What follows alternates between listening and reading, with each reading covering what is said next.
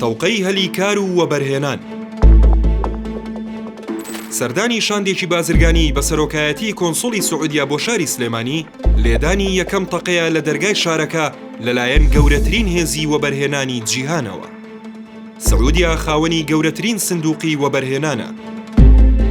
Global SWF کە کۆمپانیایکی ڕاوێژکاری و تایبەتمەندە لە بواری توێژینەوەی ئابووریدا دەڵێت. سندوقی سیادی سعودیا پێش سندوقە زەبەلاحەکانی ئیمارات، کەنەدا و سنگاپورە کەوتووە و لە هەمویان چالاکترە.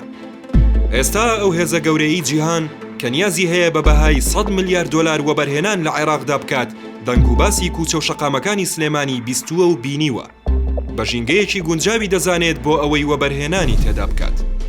محەممەد سلێمان ئەل-عەسێری کۆنسوڵی گشتی سعودیەیە. خۆی و شاندێکی بازرگانی وڵاتەکە کە لە 17 کۆمپانیا پێکاتبوون، ڕۆژی شەممە لە سلێمانی بوون. چاویان بە هەموو ئەو کەسانە کەوت کە پەیوەندیان بە وەبەرهێنان و بازرگانی و پیشەسازی شارەکەوە هەیە. دەستپێک تاوەکو کۆتایی کۆبوونەوەکان تایبەت بوون بەوەی چۆن وەبەرهێنان لە سلێمانیدا بکەن.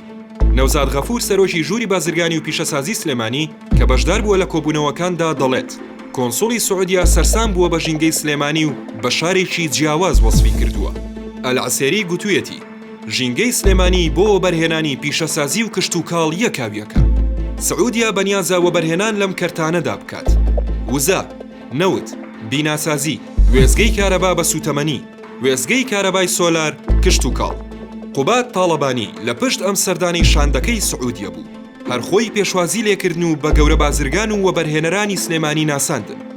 نەوزاد غەفور دەڵێت لە داهاتوودا کاریگەریەکانی ئەم سەردانە دەردەکەوێت و ئاماژە بەوەش دەکات هاتنی ئەم شاندا دەستپێکە بۆ جوڵەیەکی بازرگانی گەورە لە سلێمانی. دەرفەتی کاری زۆر بۆ خەڵکی شارەکە دەڕەخسێت و شار دەبوژێتەوە. نەوزاد غەفور لەو بڕوایەدایە هاتنی سعودیەکان بۆ سلێمانی جیاواز دەبێت لە وەبەرهێنانی وڵاتانی دیکە. ئەو دەڵێت هێز و پارەی ئەوان لە کەرتە جیاوازەکاندا جیاوازی دروست دەکات.